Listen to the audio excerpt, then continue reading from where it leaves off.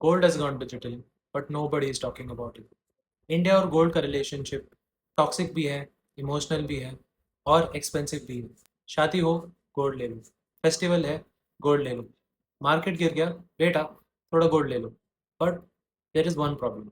आजकल लोग digital gold ले तो रहे हैं, but honestly most people don't even know कि उनका गोल्ड कहाँ है, फिजिकली एग्जिस्ट करता भी है या नहीं, और अगर प्लेटफॉर्म बंद हो गया तो क्या होगा। That is exactly why NIC launch something called electronic gold receipts, या शॉर्ट फॉर्म में ईजीआरस।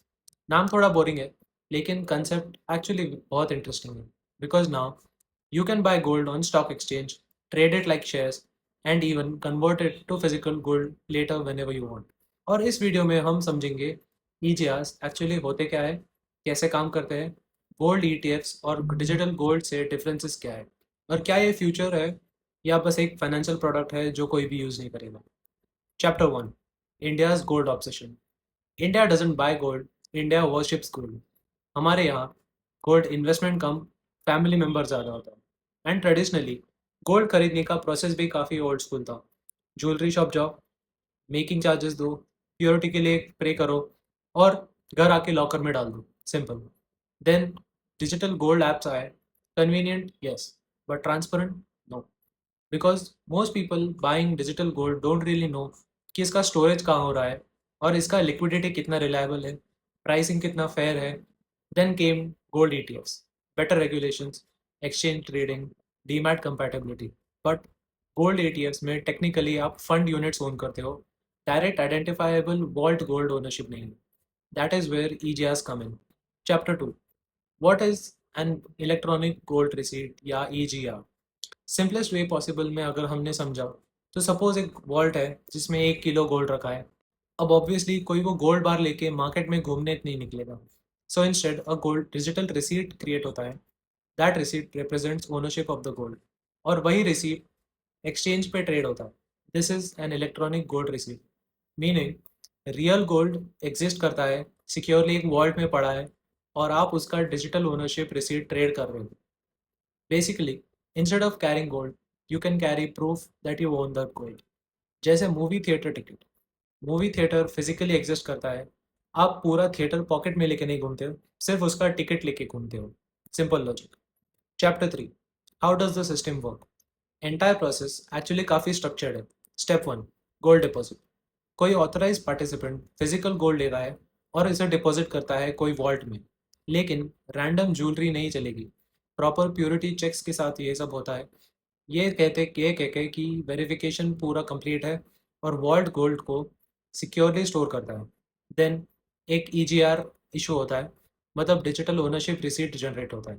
Step 3, NSC trading. अब ये ईजीआर्स एक्सचेंज पे ट्रेड हो सकते हैं, exactly like shares. Price move करेगा based on international gold prices, rupee movement, demand supply, market liquidity.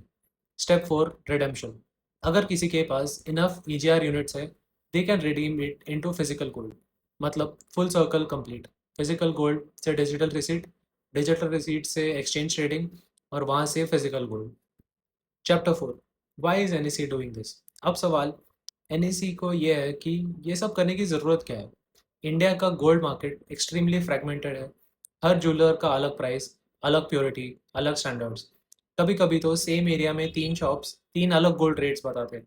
ईचआर try करता है कि यहाँ standardisation, transparency, exchange based pricing और proper organise gold trading ecosystem create करना है। Basically NSC wants gold trading to feel more like stock market infrastructure, efficient, trackable, transparent, और long term में this could become a much bigger financial system. Chapter 5, EGR versus digital gold versus gold ETFs. अब confusion यहाँ होता है, तीनों almost same लगते हैं, but actually काफ़ी डिफरेंट है। डिजिटल गोल्ड सबसे कन्वीनियंट है, ऐप खोलो, 100 का गोल्ड खरीदो, डन। बट प्लेटफॉर्म डिपेंडेंसी होती है और रेगुलेशन वीक हो सकता है, स्प्रेड्स हाई हो सकते हैं, convenience high, infrastructure trust depends. Gold ETFs काफ़ी regulated, exchange traded, easy investing, लेकिन technically you are buying ETF units, not directly vault receipts. EGRs. EGRs are closer to actual physical ownership because underlying gold specifically vault backed होता है और receipt exchange पे trade होता है. That's the key difference. Chapter 6, the problems. अब अभी तक सब फ्यूचरिस्टिक लग रहा है, लेकिन रियलिटी में इश्यूज भी है। Problem one, liquidity. Most people don't even know about EGRs, और मार्केट में पार्टिसिपेशन लो हुआ तो स्प्रेड्स बढ़ेंगे, एग्जिट्स डिफिकल्ट हो जाएंगे, प्राइसिंग इनएफिशिएंसी हो सकती है। Problem two, redemption. Physical redemption उतना सिंपल नहीं है जितना एड्स में लगता है। प्रोसेसेस है, चार्जेस है, मिनिमम क्वांटिटीज़ हो सकती है जिसको हम थ्रेशोल्ड कहते हैं। तो मोस्ट रिटेल इन्वेस्टर्स प्रॉब्ली कभी गोल्ड रिडीम नहीं करेंगे। Problem three, Indian habits. India में लोग गोल्ड इन्वेस्टमेंट से ज़्यादा गोल्ड ज्वेलरी खरीदते हैं। मम्मी को रिसीट नहीं चाहिए, उनको नेकलेस चाहिए। Chapter 7, The Bigger Vision. But if this ecosystem grows, this could become huge.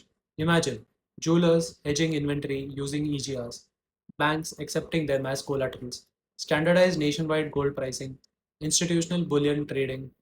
सब स्मूथ हो जाएगा. This is much bigger than digital gold. This is financial infrastructure. और honestly, infrastructure changes initially boring लगते हैं. UPI भी initially exciting लगता था, demat accounts भी नीच लगते थे, टुडे नॉर्मल लाइफ का पार्ट है। Maybe EG has also become something similar over time. अब फाइनल वर्ड एक इस पे क्या है? Electronic gold receipts revolutionary technology है, too early to say, but important definitely, because for the first time India is trying to bring physical gold into proper transparent exchange ecosystem.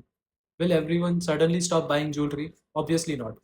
Indian moms are not replacing bangles and dads are not replacing their gold chains.